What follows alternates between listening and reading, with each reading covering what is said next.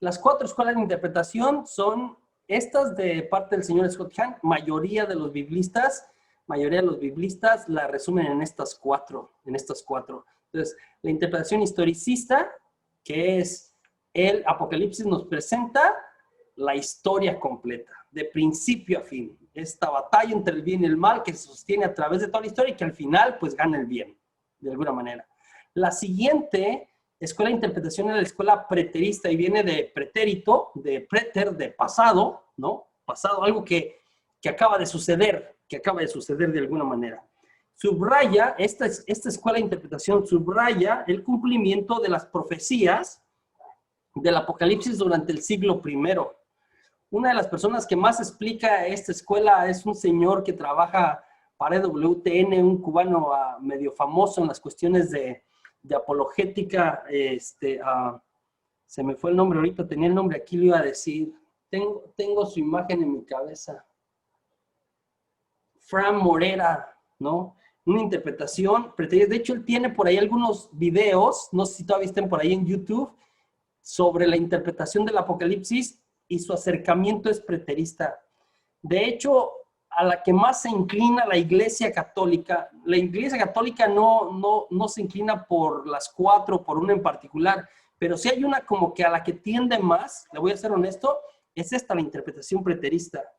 Entonces, esta interpretación dice que se cumplió, o sea, lo que nos narra el libro se cumplió en el siglo I. Lo que nos narra sucedió en tiempos de su audiencia. A quien se le escribió tenía sentido. Salvo, o sea, todo completo lo que nos va narrando, salvo la parte final, donde se habla de la destrucción total y final del pecado, de la muerte y del maligno. O sea, todo lo demás ya se cumplió, casi todo. La última parte de Apocalipsis, que habla sobre la destrucción del pecado, de la muerte, ¿sí?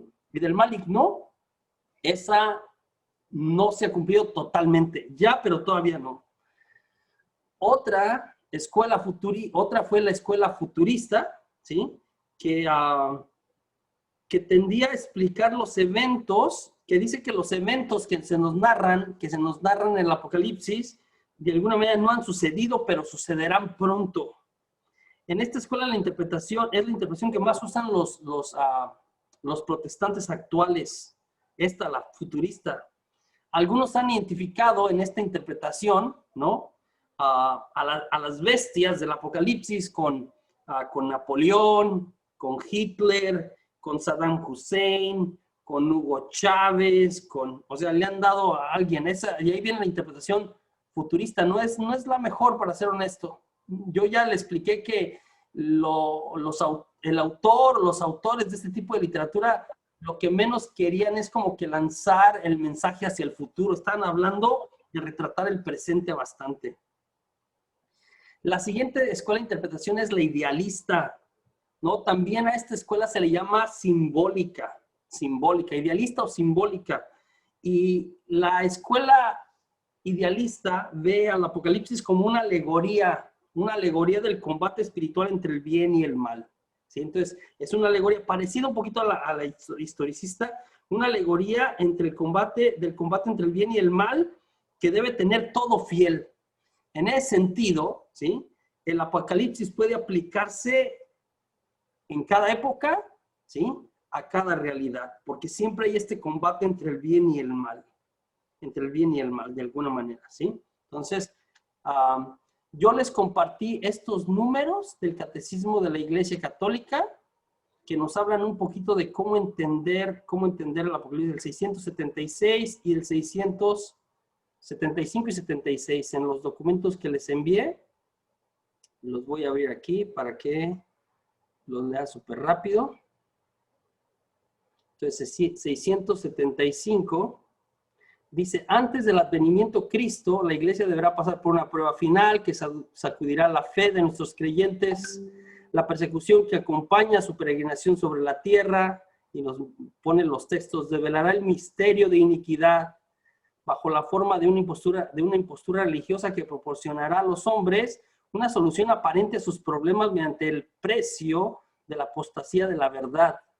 La impostura religiosa suprema es la del anticristo, es decir, la de un pseudomesianismo en que el hombre se glorifica a sí mismo colocándose en lugar de Dios y su Mesías venido en la carne. Sí, su Mesías venido en la carne. Entonces, y habla de este tipo de cosas, de cómo se entiende y cómo va a pasar de alguna manera, cómo entiende la iglesia esto, ¿no? Después habla, esta impostura del anticristo aparece esbozada ya en el mundo cada vez que pretende llevar a cabo, como la parte idealista, pretende llevar a cabo la esperanza mesiánica en la historia, la cual no puede alcanzarse sino más allá del tiempo histórico a través del juicio escatológico o juicio final. Incluso en su forma mitigada, la iglesia ha rechazado esta falsificación del reino futuro con el nombre del milenarismo. ¿Sabes? Cuando se cumplen 1000 años, se tiende a creer que es el fin del mundo. Sobre todo bajo la forma política de un mesianismo secularizado, intrínsecamente perverso, que me parece que mucho de eso estamos viviendo, hemos estado viviendo en el último siglo. Pío XI habla de eso en la encíclica Divini Redemptoris, ¿no? Que condena los errores presentados bajo un falso sentido místico. Muchas cosas de la nueva era también van por ahí. Entrando al libro, le voy a pedir que habla Apocalipsis 1:1. Vamos a entrar al libro para que estudiemos mínimo en forma, alguna parte nos habla Apocalipsis 1:1, ¿sí? Y entonces de Apocalipsis 1:1 al 1:3, ¿sí? Tenemos el prólogo, ¿sí? La introducción, de alguna manera, y vamos a encontrar ahí el título del libro, ¿no? Lo que empieza ahí, Revelación de Jesucristo, es el título del libro, Apocalipsis de Jesucristo. Ese es el título del libro. Entonces, tiene varios elementos, ¿no? La introducción, esta primera parte de la introducción tiene varios elementos. La primera es el título del libro en el 1:1. Después nos presenta a los dos intermediarios, que es San Juan y el ángel celeste, que el ángel es el que como que le va interpretando, lo lleva a donde va a ver las visiones, pero luego le va interpretando de alguna manera. Y dice que es la revelación de Jesucristo en varios sentidos. Este libro es la revelación de Jesucristo porque el que revela, ¿sí? De alguna manera, es el mismo Jesús. Él mismo es la revelación, ¿sí? Y la revelación que se está dando, pues también es sobre Jesucristo de alguna manera. Y empieza a hablar de las 7 iglesias. Regreso. Aunque va a mencionar las iglesias por nombre, ¿sí? Y vamos a estudiar lo de las 7 iglesias y cómo estas en Asia Menor están ordenadas o como están presentadas, están acomodadas en el orden de un camino, de hecho, un camino que guiaba, que conectaba las 7 iglesias de principio a fin, que de hecho, desde el punto de vista logístico, hacía que la carta que enviaba el escritor llegara a una comunidad, se leyera, pasar a la siguiente. Había un camino que iba llevando, que recorría estas famosas 7 iglesias. Aunque habla de 7 iglesias de manera concreta, ¿sí? En Asia Menor, ¿sí? Éfeso incluyendo, que es donde estuvo Juan, donde estuvo la Virgen María, etcétera. Aunque habla de 7 iglesias, me recurro otra vez a la cuestión del simbolismo del número 7, es totalidad, perfección, plenitud. Vamos por la cuestión de la totalidad. Cuando dice que el espíritu o los 7 espíritus le hablan a las 7 iglesias, en realidad, aunque este mensaje aplica a cada una de las iglesias, por supuesto, se refieren, o todos los mensajes que menciona cada una de ellas se puede aplicar a toda la iglesia. En que el que tenga la idea de 7 iglesias, y quiero que entienda esto, cada vez que tenemos el 7 en la Biblia, no es el 7 nada más, no son 1, 2, 3, 4, 5, 6, 7. No, 7 representa totalidad. Por eso, por ejemplo, cuando hablamos de los 7 dones en Isaías, los 7 dones del Espíritu Santo, es un texto real, monárquico, y es 7 dones. No quiere decir que el rey, ¿sí? El ungido del Señor para gobernar tenía nada más estos 7 dones, los que mencionamos, los 7 dones del Espíritu Santo, ¿no? Sino los 7 dones representan que el rey tenía la plenitud de los dones, la totalidad de los dones. Los 7 representan todos los dones necesarios para gobernar de alguna manera, ¿sí? Para gobernar de alguna manera. Entonces, 7 iglesias, se va a referir a ellas concretamente, pero sobre todo, ¿sí? Va a aplicar o va a tender a que lo interpretemos, ¿sí? Como a toda la iglesia. Es un mensaje para toda la iglesia, ¿sí? Dios se identifica como el que habla, ¿sí? Como el que habla y utiliza el texto del Antiguo Testamento, el yo soy. Aquí en griego dice ego, eimi, ego yo, eimi soy. Ego, eimizo es yo soy él, y después abajo dice alfa y omega. Yo soy el alfa y el omega. Sí, va a decir el texto ahí. Dios se identifica como el que habla. Yo soy el alfa y el omega. Quiere decir, alfa y omega, pues es la primera y la última letra del alfabeto en griego. Quiere decir que Él es el principio y es el fin. Dios es el que estaba desde el inicio, el creador, y es el que estará al final de alguna manera en la parte de juicio, en la parte final de toda la historia. Entonces, Él es el que existe, el que está por encima de todo, el eterno. Eso quiere decir el yo soy, ego, eimito, alfa, en omega. Entonces, yo soy el alfa y el omega, yo soy el principio y el fin, el que estoy en el principio, ¿no? Y luego utilizará en el término en griego pantocraton, que quiere decir todopoderoso. Yo soy el todopoderoso, dirá también ahí en nuestra introducción, soy el todopoderoso. Entonces se identifica con el yo soy del Antiguo Testamento, que Juan en su evangelio mencionará 7 veces yo soy, ¿no? Y después del versículo 9, estamos capítulo 1, del versículo 9 al 20 tenemos una visión inicial o preparatoria, ¿sí? Una visión inicial o preparatoria vamos a tener ahí. En esta visión inicial o preparatoria, nos va a presentar varias cosas interesantes, ¿no? Varias cosas interesantes. Antes de la visión va a hablar de algunos elementos que me parecen interesantes. Uno, va a hablar de que el que lea esta palabra de manera singular, bienaventurado sea. Va a hablar de bienaventurado sea, ¿sí? Feliz, en el versículo 3, feliz el que lea y felices los que escuchen las palabras de esta profecía. Entonces, feliz el que lea se va a referir a la persona que lleva.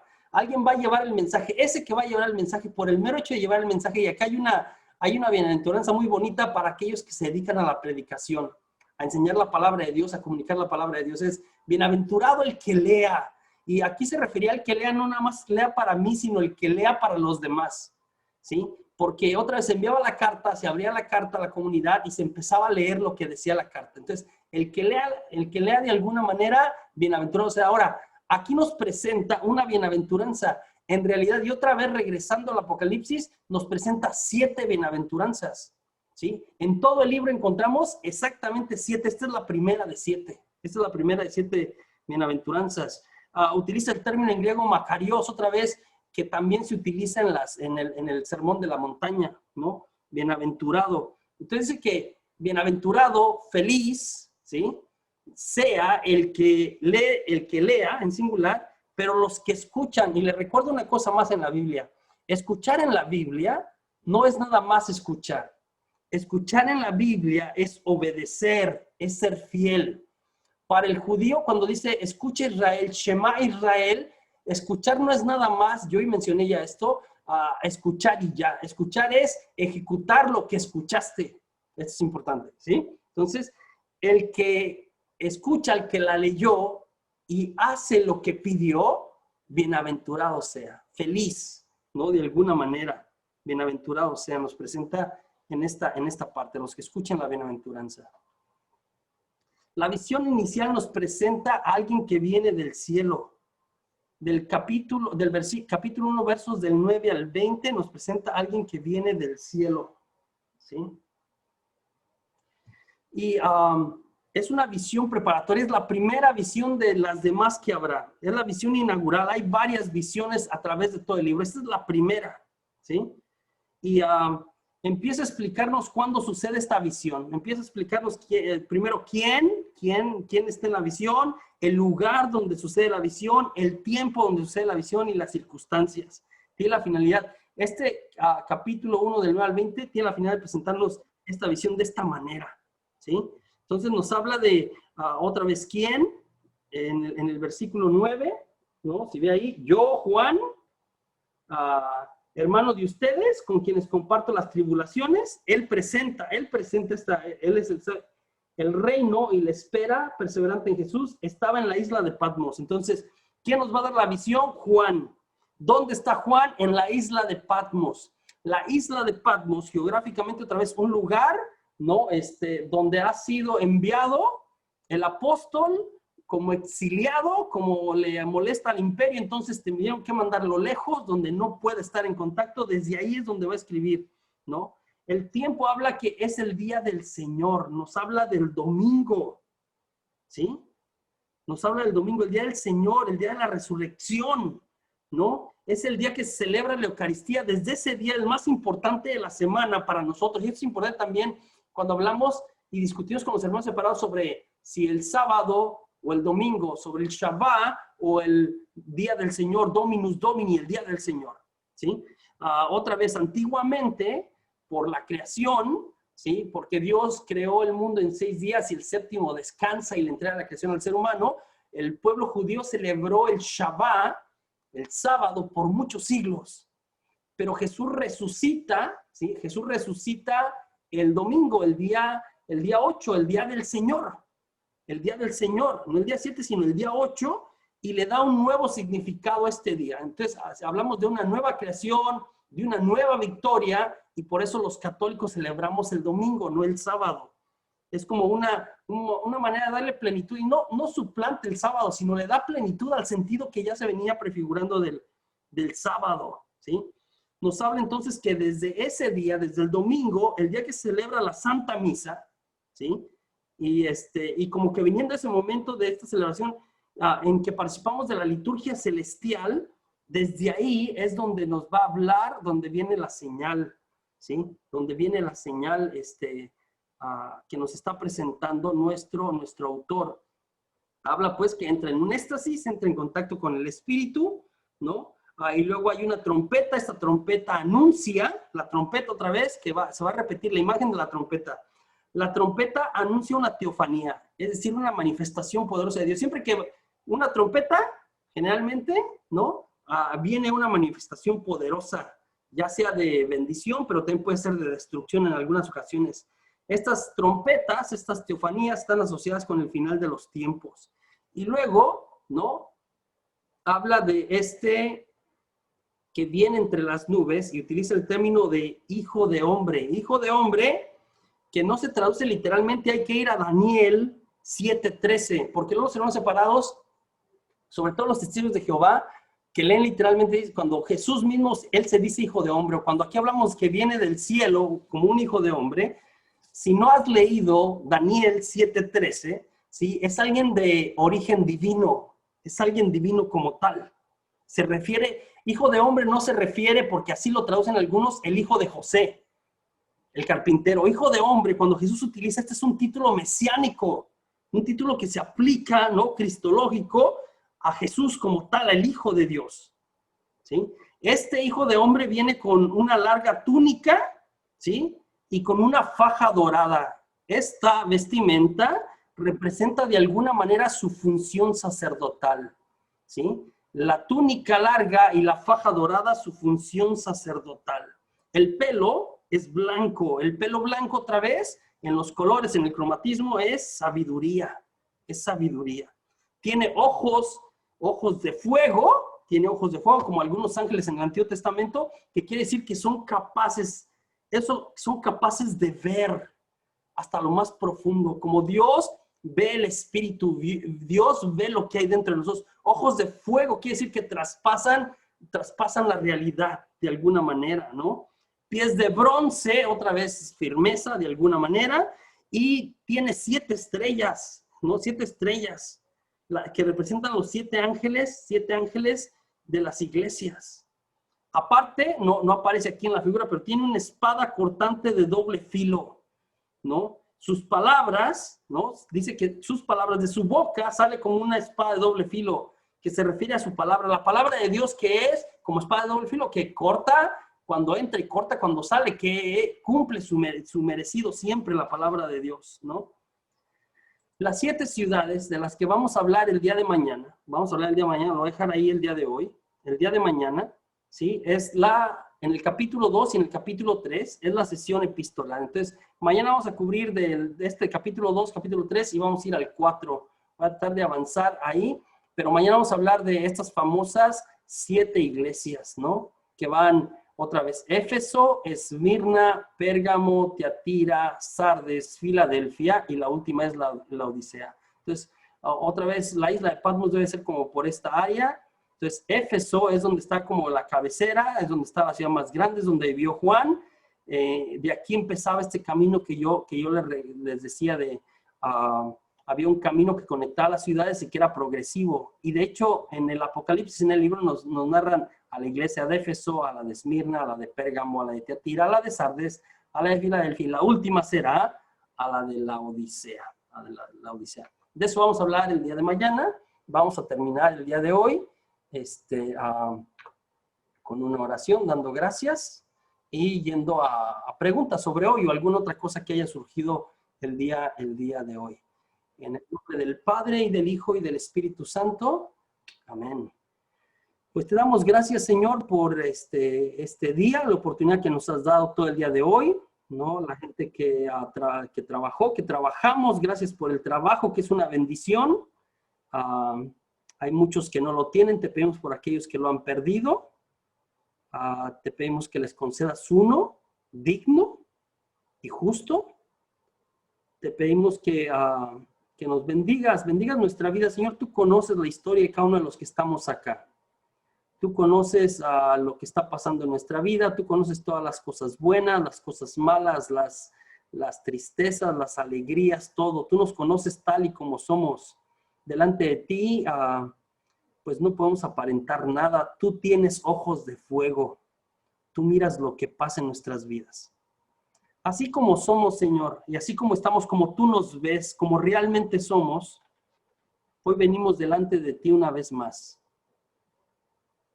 para darte gracias por tu amor, por todo, incluso en medio de las dificultades que estamos viviendo, aún en medio de las crisis, aún en medio de la enfermedad, aún en medio de las cosas que a veces no entendemos. Esta pandemia, la enfermedad, las situaciones, la cuestión económica, tantas cosas que estamos viviendo, las crisis familiares, de pareja, las situaciones. Señor, tú estás presente en medio de nosotros. Te pido esta noche que te quedes con nosotros, que como los discípulos de Maús te quedes con nosotros. Y que nos bendigas, que bendigas nuestra vida. Señor, rendimos delante de ti todo lo que está más allá de nuestro alcance. Sobre todas las preocupaciones, las cargas que venimos de alguna manera llevando sobre nuestros hombros, hoy las ponemos delante de ti, Señor. Lo que no puedo cargar, yo te lo entrego. Si no puedo, ni para qué seguirle para adelante con eso, Señor. A veces nos han hecho crecer y nos han dicho que nosotros podemos, y a veces nos es difícil rendirnos en el mejor de los sentidos delante de Dios. Nos creemos Superman o la Mujer Maravilla.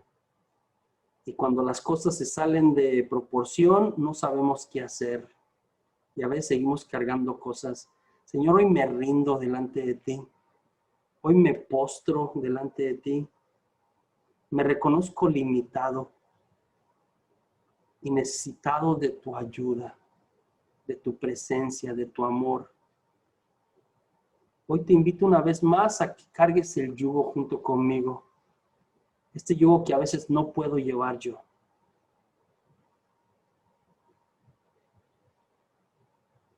Señor, tú conoces una vez más la historia y la necesidad de cada una de las familias acá representadas.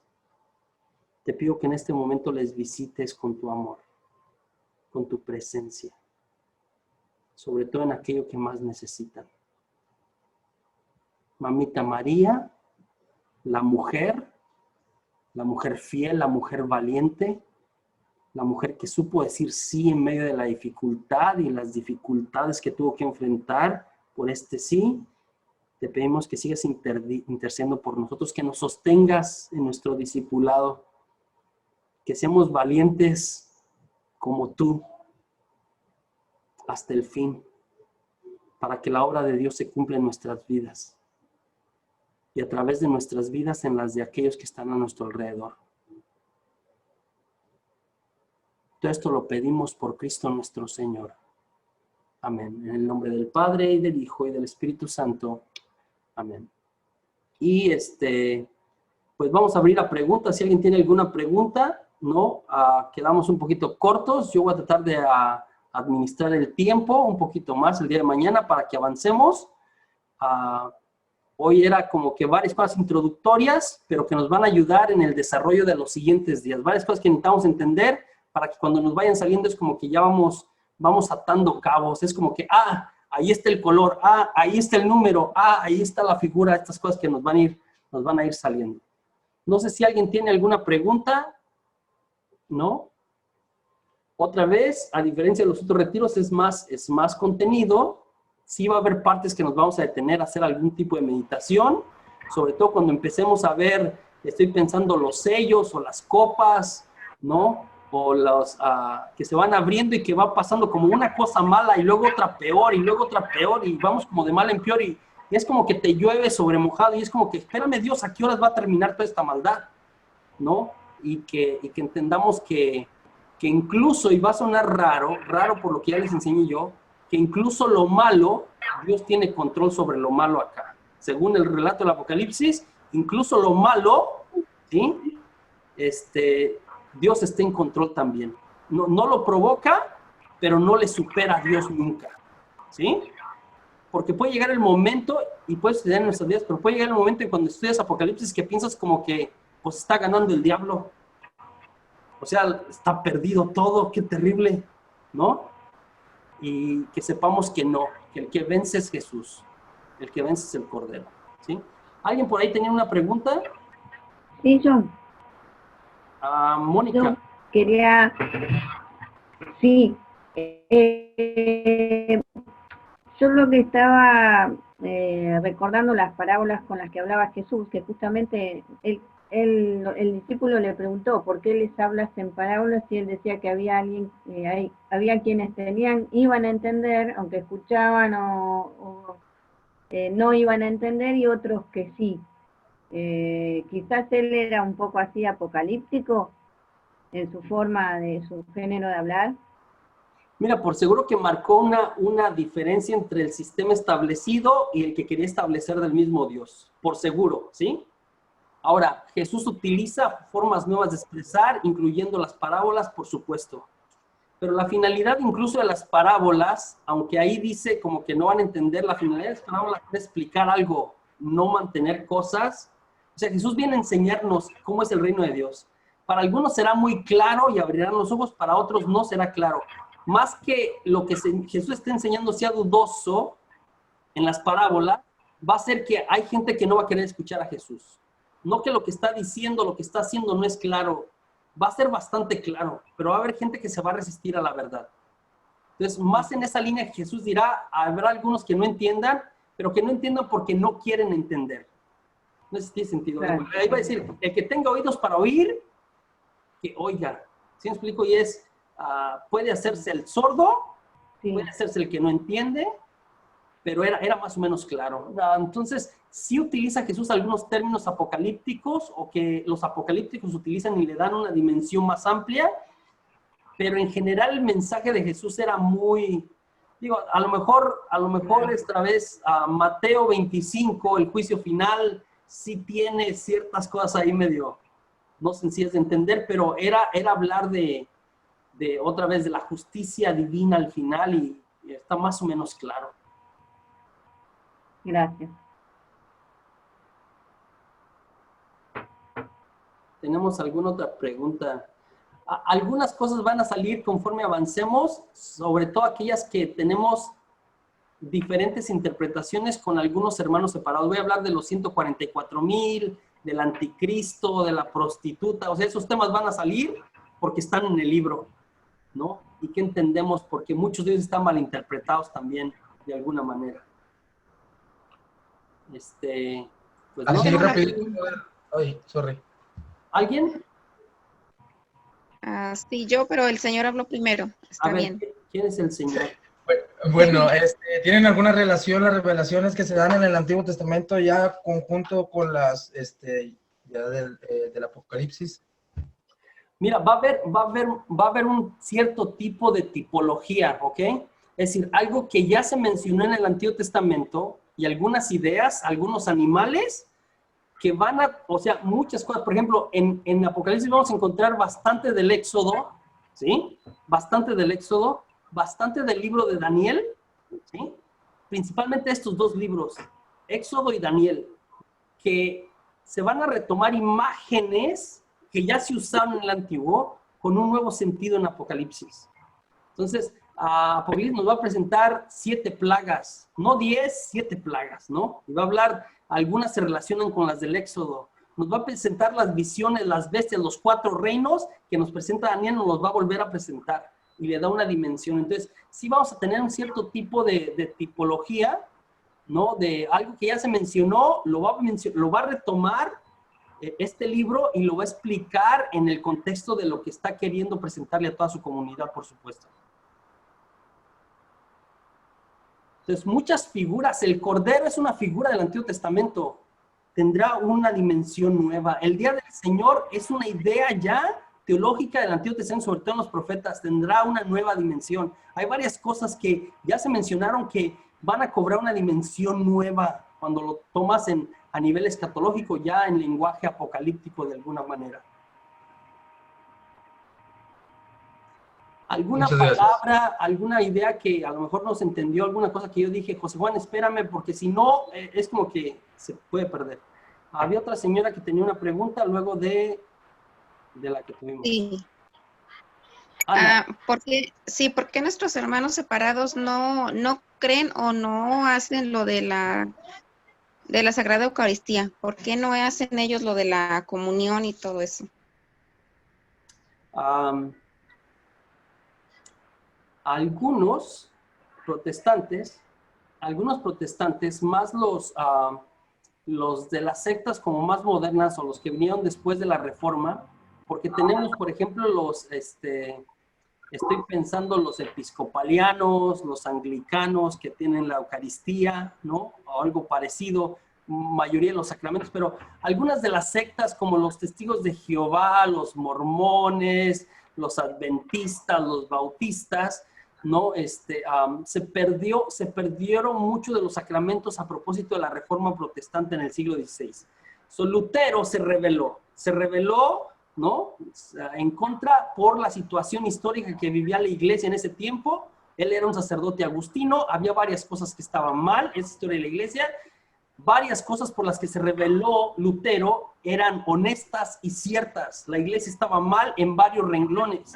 A la par de las cosas que estaba mal la iglesia, que protesta, por eso se llama Reforma Protestante, que protesta Lutero contra estas, mete su propia agenda y muchas de estas tienen que ver con echar abajo una serie de cosas. Ahora, les voy a explicar, súper breve, mi propia interpretación. Cuando alguien pelea o discute o no está de acuerdo en una cosa, por ejemplo, si yo y Omar, ¿no? Que aquí está Omar de Laredo, peleamos, ¿no? Discutimos y él tiene un punto de vista y yo tengo un punto de vista, ¿sí? A eso me refiero en pelear. Lo que Omar diga que está bien, yo lo voy a negar, ¿sí? En un pleito, en una discusión, ¿no? Lo que Omar diga que está bien, que es importante, yo voy a decir que no es importante y lo voy a negar. Y viceversa. Lo que él diga, yo lo voy a negar. Lo que yo diga, él lo va a negar. Entonces, en un pleito, y esto sucede incluso entre los matrimonios, en un pleito, en cualquier pleito, siempre pierden las partes, ¿sí? Entonces, pierden las dos partes. Lo que yo afirme, él lo niega. Lo que él afirma, yo lo niego. Lo que yo digo que tiene valor, él dice que no tiene valor. Lo que él dice que tiene valor, yo digo que no sirve para nada. Esto pasó en la Reforma Protestante. Un pleito, ¿sí? Lo que Lutero dijo que era más importante, la iglesia dijo no sirve, ¿sí? La predicación, el estudio de la Biblia, estas cosas que la iglesia se retiró de ellas. Porque Lutero hizo énfasis en esas cosas, la iglesia les hizo el feo. Esto es real, ¿sí? Y la iglesia perdió camino en cuestiones de estudio de Biblia y de predicación y de una serie de cosas por 4 siglos más o menos. Las cosas que la iglesia que dijo que eran importantes, ¿sí? Por ejemplo, los sacramentos, para responder a la pregunta de Ana, los sacramentos, la jerarquía, la teología, esto, Lutero dijo, eso no sirve para nada. Entonces, ellos se quedaron con, mire qué pasó. Aquí perdió el cristianismo. Entonces, la iglesia se quedó sin esta parte que ellos se llevaron y que la explotaron hasta lo más alto, ¿sí? Y ellos se quedaron sin esta parte. Y crecieron como iglesias paralelas en las partes que cada quien sujetó y dijo, esto es lo más importante. La iglesia se hizo muy sacramental y muy teológica de catecismos. Ni era ni tan bíblica la iglesia por varios siglos. Era más bien, ¿qué dice el catecismo? No se estudiaba la Biblia por varios siglos. Es con el Vaticano II que se vuelve a estudiar, ¿sí? Entonces, Ana, en este pleito, muchas iglesias protestantes que nacieron después de la Reforma Protestante del siglo XVI, a la cuestión de la jerarquía, de los sacramentos, de todo esto, lo mandan a volar. Entonces, por eso no lo tienen, le pierden el valor. Ahora hay algunas iglesias protestantes actuales que están retomando, al igual como nosotros, con Vaticano II, la Iglesia Católica se dio cuenta de, perdimos. O sea, en realidad en el pleito perdimos. Y dejamos de cultivar una cosa que era nuestra. Porque ellos la tomaron, nosotros la minusvaloramos. Y no le pusimos tanta atención. Y se da una reconciliación entre luteranos y católicos a propósito del Concilio Vaticano II. Y la Iglesia reabre y retoma con Dave Verboom el estudio de la palabra de Dios y la pone al alcance de los laicos, que no pasaba. ¿Sí? Entonces recuperamos eso. Algunos luteranos, aunque parezca loco lo que estoy diciendo, empiezan a valorar lo que también habían rechazado y empiezan a jalar la riqueza de los sacramentos también con ellos. Esto es parte del ecumenismo, pero muchas iglesias nuevas, ¿sí?, no tienen sacramentos porque pues, simplemente se rechazaron y se prolongó este rechazo. Ojalá ya haya respondido. Gracias. Sí. Oye, José Juan, y también buenas noches a todos por ahí. Cuando comentan o que comentaron ahorita, venía ahí en el capítulo de lo del domingo, ahí pues yo creo que da el simbolismo real al número 8, ¿no? Porque pues es el domingo, el octavo, el 7 más 1, o sea, el máximo, el día de día, se podría decir, o el día del Señor, como le nombran aquí, ¿verdad? Pero pues viéndolo simbólicamente, pues viene simbolizando el número 8, el 7 más 1, como venías diciendo tú ahorita. Sí, el 7 más 1, que es el 8, llega a tomar el lugar del 7. O sea, el 7 de manera pedagógica sirve al pueblo de Dios por un tiempo. ¿Sí me explico? Por todos estos siglos los acompaña pero otra vez, una vez que Jesús resucita en el día 8, ¿no?, le da una dimensión nueva al 7 más 1. O sea, no es contrario o no lo quita, no lo suple, sino que lo magnifica en el octavo. Le da plenitud a lo que ya había. No es como que suplanta, ya no sirve, o sea, como que anula todo lo del 7, no. Lo que pasaba en el 7 pasa al 8 con formas nuevas, con lo mismo más formas nuevas. ¿Sí? Muy bien. Y lo que estabas diciendo ahorita, que yo creo que más adelante lo vas a tocar conforme vayan pasando los días, lo de el canon, ¿por qué no lo aceptaban? ¿Era por cómo fue escrito el género literario? ¿O por lo mismo que en aquel libro que tienes tú también, el de la Biblia, ¿verdad?, que nos explicas cómo se empezó a redactar, que el papel de San Jerónimo y todo? En el canon aquel de Alejandría y el otro que no recuerdo el nombre, ¿era por lo mismo, aquello de las diásporas que nos explicaste? ¿O solamente era por el género literario que no estaba tan bien aceptado? Atiende más al género literario y muchas de estas figuras. Yo te recuerdo, en el siglo II, finales del primer siglo II, creció un movimiento gnóstico dentro del cristianismo muy grande. Entonces empezaron a surgir todas estas visiones particulares que me hacían mejor a mí, me distanciaban de los demás. Es decir, yo recibí una visión, porque eso es el gnosticismo, yo recibí una visión particular y esta visión es la que me va a llevar al cielo. Yo la sé, pero tú no la sabes. Y aparte yo no te la puedo comentar, es nada más entre nosotros. Y se van a salvar nada más los que conozcan esto. Y la cuestión es que no se conoce por comunicación, se conoce por visión, por iluminación. Entonces surgieron muchos grupos iluminados entre el siglo I, finales del siglo I y siglo II. Y se escribieron muchos libros apócrifos, muchos libros en esta línea apocalíptica, bastantes.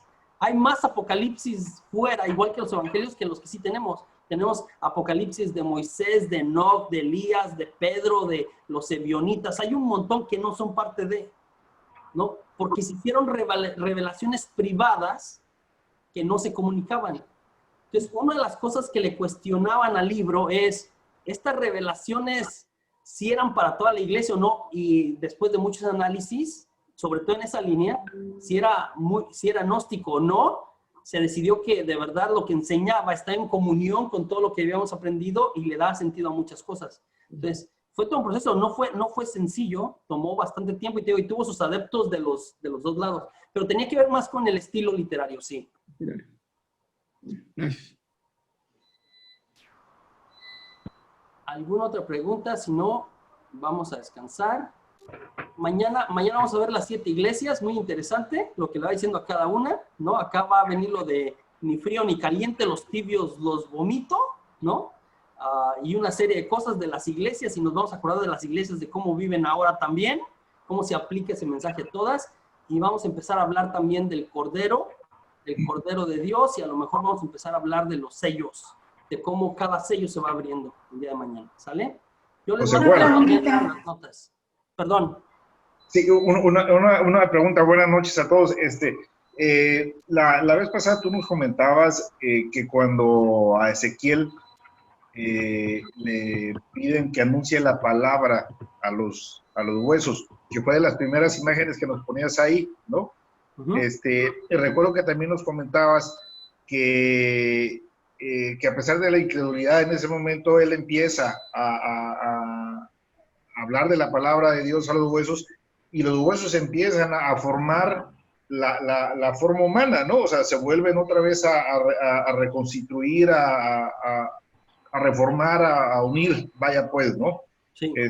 Y la verdad es que en el descanso que nos diste, me quedó muy marcada esa partecita, ¿no? De cómo a veces, a pesar de que dices, bueno, pero ¿cómo le voy a hablar a los huesos, no? ¿Cómo le voy a dar la palabra a los huesos cuando pues, son huesos, no? Y si te pones a verlo de diferentes formas, quiénes son esos huesos, dónde están y cómo podemos trabajar con esos huesos, pues a veces muchos de esos los tenemos nosotros, ¿no? Adentro que hay que irlo reconstituyendo, ¿no? Y entonces la verdad es que sí me quedé en el intermedio, traté de ponerme a pensar en esa parte y me vinieron muchas formas de ver esa reconstitución que nos decía. La verdad es que me gustó mucho, vaya, pues, ¿no? Esta parte, primero donde empiezas, José Juan. Sí, y mira, y Ezequiel, aunque a él le parece loco de entrada, como que les voy a predicar, o sea, estos huesos secos, y utiliza el término huesos secos, es como inerte, no hay esperanza. No hay nada.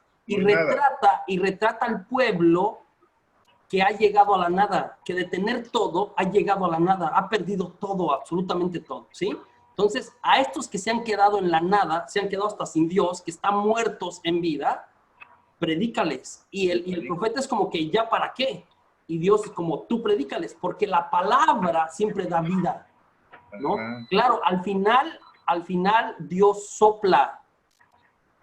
O sea, el profeta hace su parte, que es predicar la palabra de Dios, pero el que da espíritu, o sea, el profeta no da espíritu, el que da vida, o sea, reconstituye, vuelve a armar, el que da vida total es Dios. Pero sí, es riquísima la imagen. Ok. Sí, ahorita que están diciendo eso, José, me recordás algo, y no, hombre, así platicandito se nos va a ir más tiempo, yo creo que con la clase. Mira, ahorita que estás diciendo eso, una vez con los traileros entramos en una polémica, porque alguien surgió con una pregunta de que si los santos hacían milagros, ¿verdad? ¿O no? ¿Verdad? Y pues ahí, yo en lo personal, por lo escuchado por ti, por varias ocasiones que he estado en otros cursos, Yo digo que no, que al final lo que nombras tú es el Espíritu de Dios, el soplo de Dios que da la vida y da pie para ese milagro, no precisamente el santo como humano, sino que es Dios. Posiblemente el conducto, el santo, la persona, ¿verdad? Pero no es necesariamente él. Y uno como católico tiende a decir, la Virgencita de Guadalupe tan milagrosa que es, San Charbel tan milagroso que es. Vaya, si lo vemos desde una óptica humana, pues sí es, ¿verdad? Porque lo estás viendo, porque lo estás escuchando, pero en una resolución divina no es la persona o el San Charbel o la Virgencita la que hace el milagro, sino que es el soplo divino de Dios el que viene y obra el milagro, como lo que acabas de comentar. Ezequiel se dio a la tarea de predicar, de decir, de pasar su conocimiento, de dar lo que él sabía con la fe que él tenía, pero al final fue el Espíritu de Dios o el soplo el que vino y reconstruyó en su totalidad y dio vida a esos huesos. Creo yo, no sé, un comentario que me vino a la mente por lo platicado. Sí, buen comentario.